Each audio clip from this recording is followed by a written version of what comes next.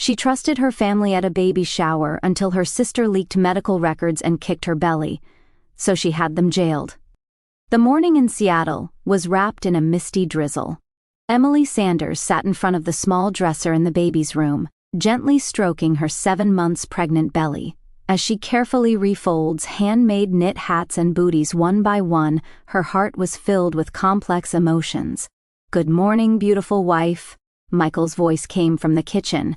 Her husband, who worked at an architectural firm, was probably making pancakes for her again this morning. They had been married for 3 years, and Michael had always been consistently kind, especially since learning about the pregnancy. He treated her as if she were made of glass.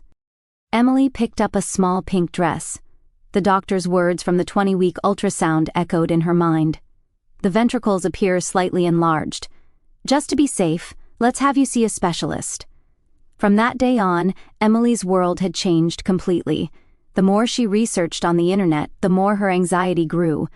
Hydrophilus, cerebral palsy, intellectual disabilities, various possibilities raced through her mind. "It's okay. Everything will be okay," Emily told herself. "This child is a strong child. She's a special angel who chose to come to us." The baby kicked softly inside her belly. Emily smiled and whispered to her stomach, "Today is Mommy's baby shower. So many people are looking forward to meeting you." Her smartphone buzzed. It was an Instagram notification.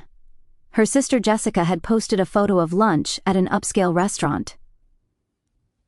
As a beauty influencer with 100,000 followers, she was perfectly made up as always, dressed in designer clothes. The comments were filled with praise. "So beautiful. I'm so jealous." Next came a message from her mother, Linda.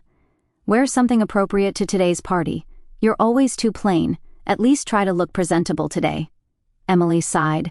Her mother was a former luxury real estate agent who now lived off investment income. She always demanded perfection and had made it a habit to compare Emily to her sister Jessica. "Jessica has such grace and is wonderful.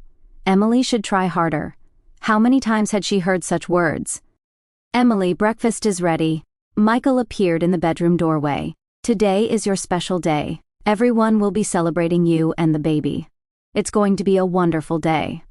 On the dining table were Emily's favorite blueberry pancakes and herbal tea. Michael, mindful of her pregnancy, only served caffeine-free drinks. Can you imagine making $10,000 a month just from YouTube, all from home? That's exactly what I did with It Stories. No face, no voice. Check the link in the description if you're curious. Thanks. "Thank you, Michael. I'm so glad I have you." Emily squeezed her husband's hand. "What are you talking about? We're family, aren't we? You and the baby are everything to me." Michael smiled gently. "Your best friend Sarah is hosting today, right? She'll make sure everything goes perfectly." Emily nodded. Her college friend Sarah worked as an event planner and had put her heart into planning this baby shower. Over 50 colleagues and friends are coming. Everyone's excited to meet the baby in the afternoon. Emily and Michael headed to a banquet room at an upscale hotel.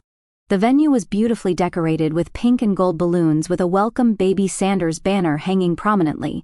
The guests welcomed Emily with warm smiles. Deep in Emily's heart, a small anxiety swirled. It was the presence of her mother and Jessica. The two always seemed to cast shadows over Emily's important moments. However, today she hoped to have a peaceful and happy time. The banquet room was filled with warm laughter and words of blessing. The pink and gold decorations Sarah had prepared were magnificent, with tiny baby shoe ornaments scattered across the tablecloths. Under the Welcome Baby Sanders banner, Emily greeted each guest individually. "Emily, congratulations." Her colleague Martha clasped her hands. "Everyone in the IT department is eagerly waiting for you to come back." "Thank you, Martha. Please take care of me when I return from maternity leave." Emily smiled genuinely. All her workplace colleagues were sincerely celebrating her pregnancy. They valued her work as a project manager and were looking forward to her return. Her college friends had also come. "I still can't believe Emily is becoming a mom," one of her close friends said with a laugh. "But I'm sure you'll be a wonderful mother." Michael was watching Emily from the corner of the room with a smile. His colleagues and friends from the architectural firm had also joined. "Your wife is really lovely," his boss David said. "You look so happy." Sarah took the microphone and announced the start of the party. Everyone, thank you for gathering today to celebrate Emily and Michael and the birth of their new family member. Let's start with a toast. All the guests raised their glasses.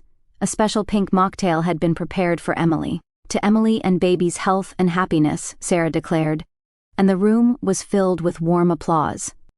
The party was scheduled to start at 2 p.m., but 30 minutes had passed without any sign of her mother, Linda, or sister, Jessica. Emily kept glancing at her watch while enjoying conversations with other guests. "Sorry I'm late." A shrill voice from the entrance changed the atmosphere of the room subtly. Jessica Miller had arrived. Dressed in Chanel's latest collection and wearing Louis Vuitton high heels, she entered the venue as if walking down a red carpet. "The photo shoot ran long," Jessica said without a hint of remorse.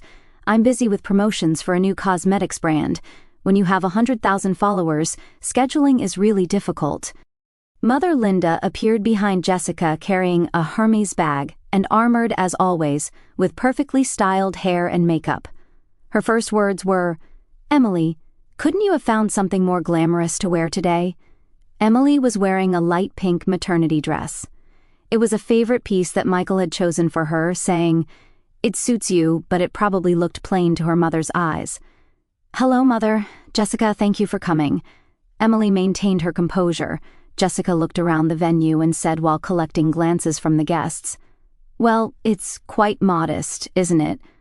I would have chosen a more luxurious venue." Sarah tactfully intervened. "Shall we start the gift opening segment? Let's see the loving gifts from everyone." The table was piled high with beautifully wrapped presents. Emily opened them one by one, carefully expressing gratitude to each giver. Baby clothes, toys, picture books, practical baby items, all were heartfelt gifts. However, Jessica frequently interrupted Emily's words. "Oh, I have that too. A higher-end brand would have been better. Isn't the design outdated?" The guests gradually began to feel uncomfortable. Especially Emily's workplace colleagues couldn't hide their bewilderment at this family's strange atmosphere. In conversations with other guests, Linda invariably began bragging about Jessica. "Our Jessica is an influencer and very successful. Emily has always been plain. Jessica has more flair." Michael's expression hardened. He was clearly showing displeasure at his mother-in-law and sister-in-law's behavior. He kept checking his watch, appearing restless. Actually, Michael had important news to share with Emily today. It was about the latest test results. When the gift opening concluded, Emily suddenly felt a change in her condition. She felt tightness in her belly and mild dizziness, leaning back in her chair. "Are you okay?" Michael immediately rushed to her side. "I'm just a little tired. Don't worry." Emily tried to smile, but her complexion was clearly poor. Jessica saw this and snorted. "Pregnant women are really so dramatic, making a big fuss over being a little tired. If it were me, I'd live more strongly." The atmosphere in the room suddenly grew cold. Several guests frowned, showing surprised expressions at Jessica's insensitive comment. "Jessica, that's going too far." Sarah tried to stop her. "What? I'm just stating facts," Jessica replied nonchalantly. "Emily is always so weak, she's nowhere near as tough as me." Rather than reprimanding her daughter's statement, Linda was nodding with a smile. "Jessica is really so dependable. Emily should learn from her." A woman who had been quietly observing from the corner of the room was taking small notes, though no one noticed. District Attorney Catherine Jones had attended at a friend's request, but she was taking professional interest in this family's abnormal dynamics. Emily took a deep breath and stood up. "Everyone, I'm sorry for causing concern. May I take a short break?" "Of course," Sarah said gently. "We have time before the cake cutting, so please rest as much as you need." However, Jessica suddenly stood up. A strange light gleamed in her eyes. "Wait, everyone. Before the cake cutting, I have a special announcement to make." Michael looked at Emily anxiously. He had a bad feeling about this. "Jessica, it's break time now." Sarah tried to stop her, but Jessica wouldn't listen. "It's fine. This is something everyone needs to know." Jessica reached into her bag. "Actually, there's something about my sister that I'd like to tell everyone." An ominous atmosphere filled the room. Emily's face turned pale, and Michael leaned forward. Then the moment they saw what Jessica pulled out, Emily's heart nearly stopped. What Jessica held in her hand was Emily's ultrasound photo. The black and white image showed arrows pointing to the fetal head with the doctor's handwritten notes. Emily went white as a sheet. It was the photo from the 20-week examination, the most private one showing the most concerning part. "Where did you get that?" Emily's voice was trembling. Jessica held up the photo with a triumphant smile. "Look, everyone, this is my sister's ultrasound photo." The room buzzed. The guests couldn't understand what was happening, but seeing Emily's anguished expression, they sensed something serious was occurring. Michael stood up. "Jessica, give that back right now. Why hide it?" Jessica continued, waving the photo. "Everyone should know the truth. The doctor said it clearly, didn't they? Ventricular enlargement." Emily's heart pounded violently. "Stop, please."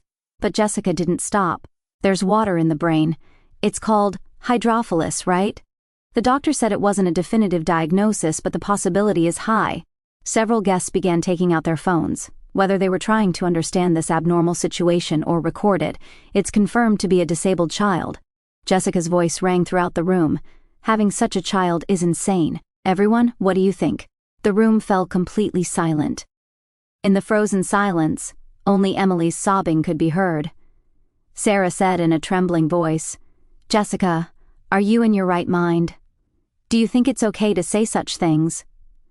"What's wrong with stating facts?" Jessica replied calmly. "As family, I'm just telling everyone the truth." When Emily tried to stand up, her mother, Linda, also rose.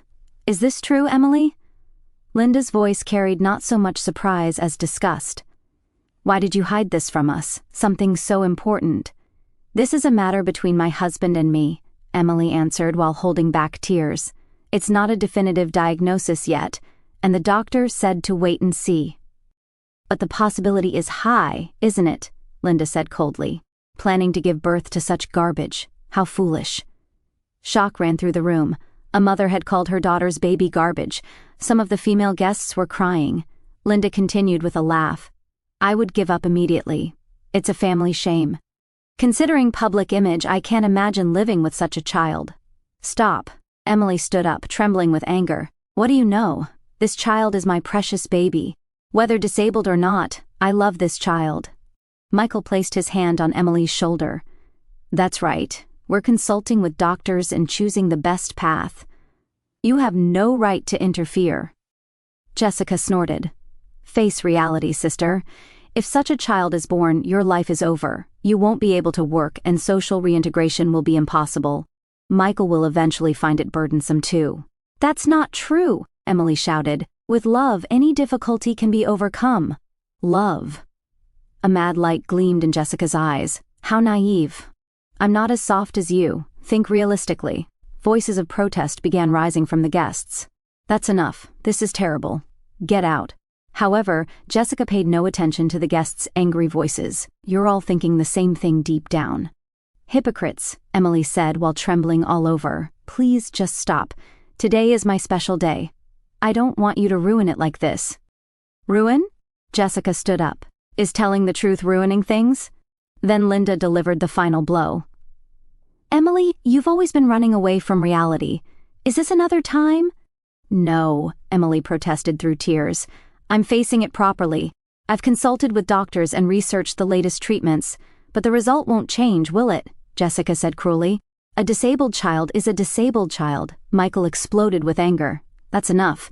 You people are the worst as human beings. Get out." "Well, I don't intend to be ordered around by my brother-in-law." Jessica approached, her heels clicking.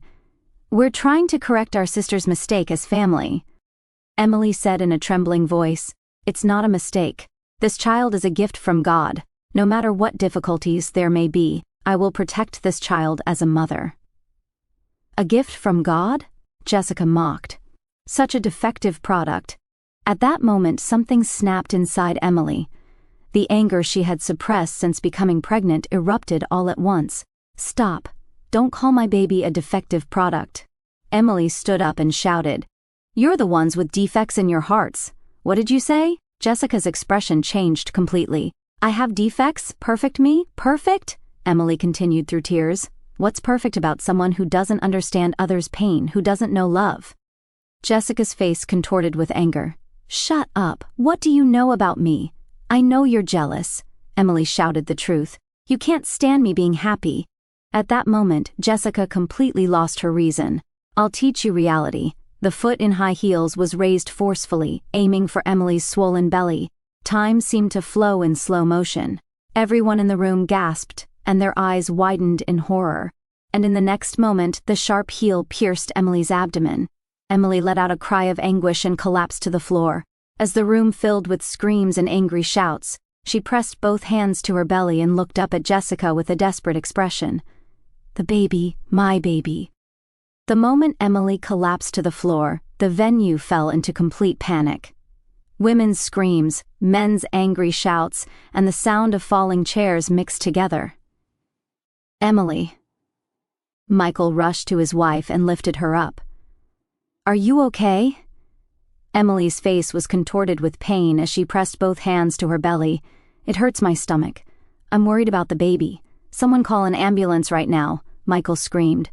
Her best friend Sarah already had her phone in hand. "I'm already calling, they'll be here soon."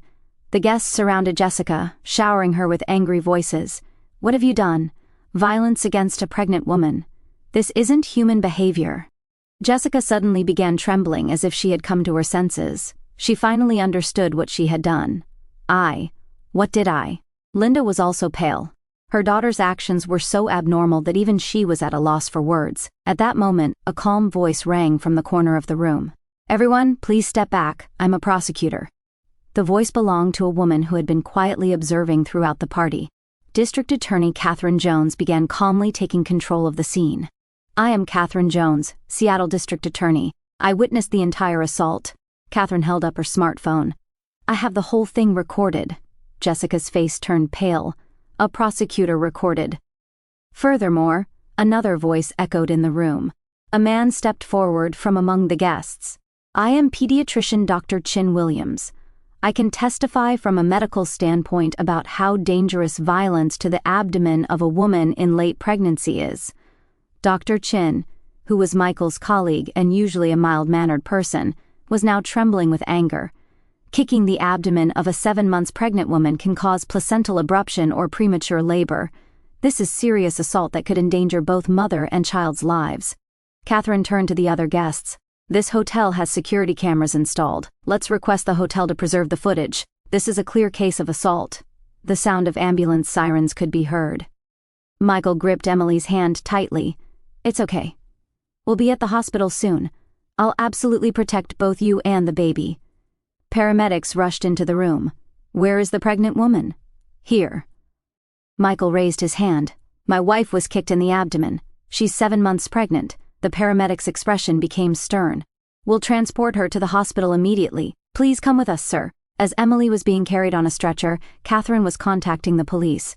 "Yes, it's an assault case. This should result in an arrest for assault in progress.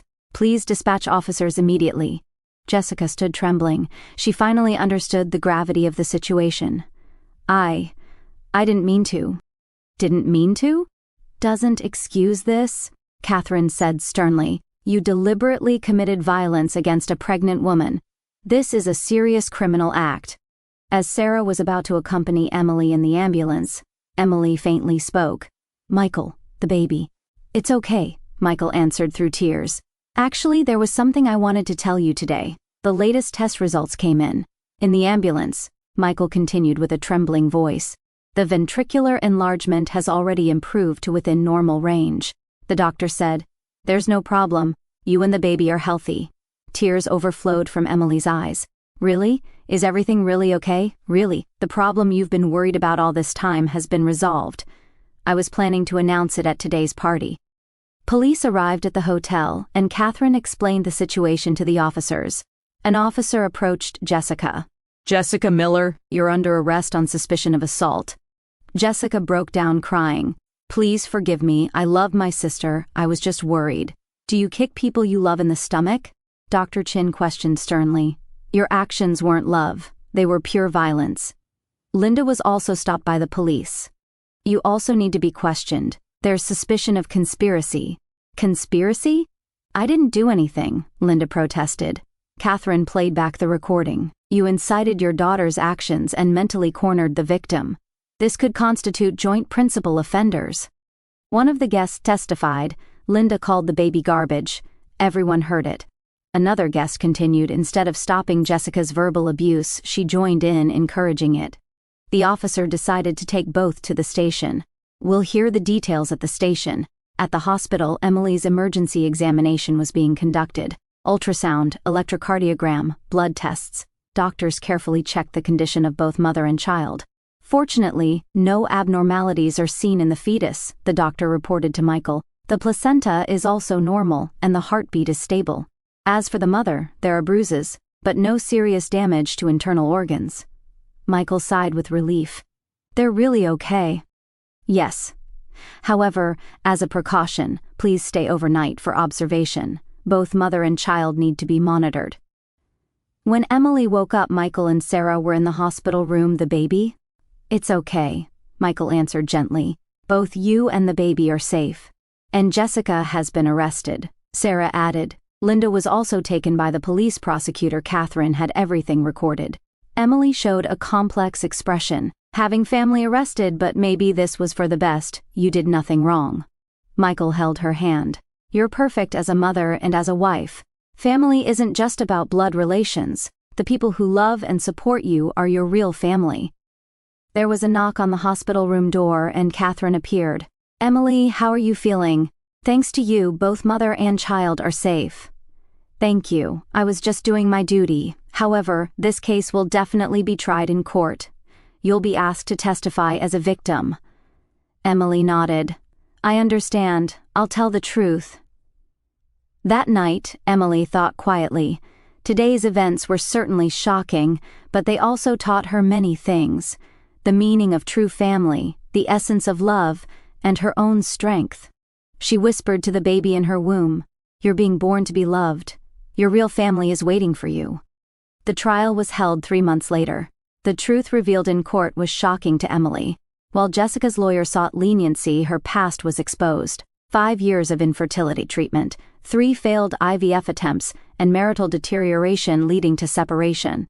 The defendant harbored pathological jealousy toward her sister's pregnancy, the prosecutor explained in court. Contrary to her glamorous social media posts, she severely blamed herself for not being able to become a mother and tried to maintain psychological balance by destroying her sister's happiness. Even more shocking facts emerged. Jessica had illegally obtained Emily's medical records.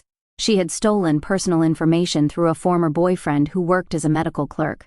This was a clear violation of personal information protection laws. Mother Linda's favoritism was also exposed in court. Relatives called as witnesses testified. Linda always gave Jessica special treatment and disparaged Emily even at family gatherings. She ignored Emily's achievements and exaggerated praise for Jessica's trivial matters. On the day of sentencing, the judge solemnly pronounced, the defendant, Jessica Miller, is sentenced to 1 year and 6 months imprisonment for assault. The defendant, Linda Miller, is sentenced to 6 months imprisonment, suspended for 2 years for insult. Jessica broke down crying in court. Her career as an influencer came to a complete end and all sponsor contracts were terminated. Her husband also formally filed for divorce, leaving her completely isolated. Although Linda received a suspended sentence, she was completely cut off by relatives and friends. She lost the social status she had built over many years and was also cut off from contact by Emily. Meanwhile, Emily's life changed dramatically. 3 months after the incident, in summer, she gave birth to a healthy baby girl. Her name was Ava, a beautiful name meaning father's joy in Hebrew. On the day of birth, her true family gathered in the hospital room.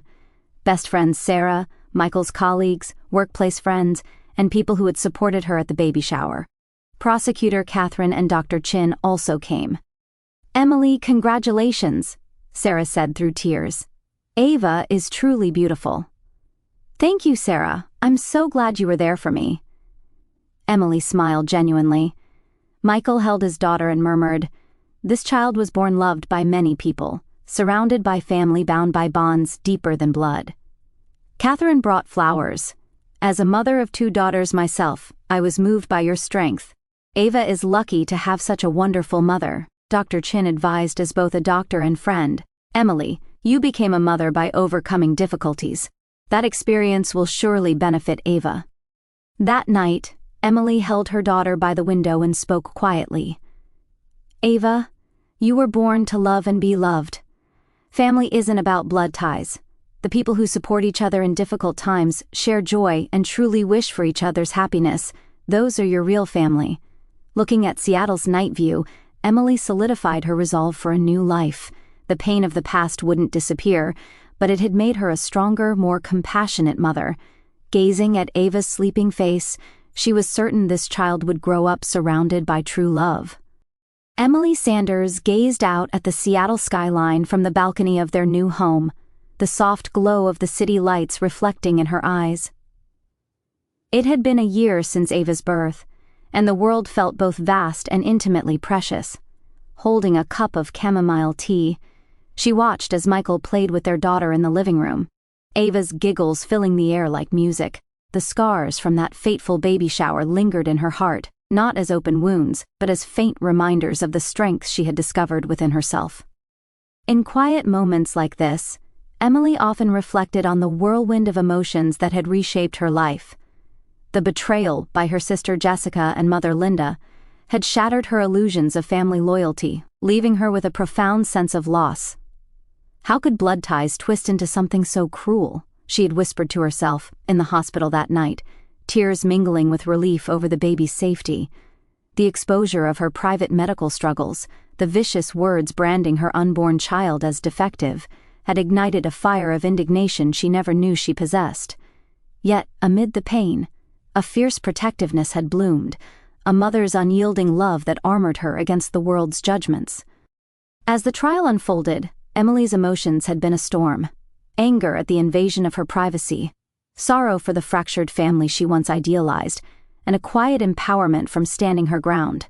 Testifying in court, her voice steady despite the tremors inside, she had felt a cathartic release. This wasn't just about me, she thought, but about protecting Ava from a legacy of toxicity. The sentences handed down brought no joy, only a somber closure. Jessica's imprisonment and Linda's isolation marked the end of one chapter, but Emily mourned the sisters they could have been, the mother she had longed for. Now, with Ava toddling toward her first steps, Emily's heart swelled with gratitude. The baby shower's chaos had forged unbreakable bonds with true allies. Sarah's unwavering friendship, Catherine's justice, Dr. Chin's compassion, and Michael's endless support. Family is chosen, she often reminded herself, feeling a warmth that eclipsed the old shadows. There were still nights when doubts crept in, whispers of what if about the ventricular concerns that had mercifully resolved. But each of Ava's smiles banished them, affirming that love, not perfection, was the true miracle. Emily stepped back inside, joining Michael and Ava on the rug. As she scooped her daughter into her arms, a profound peace settled over her.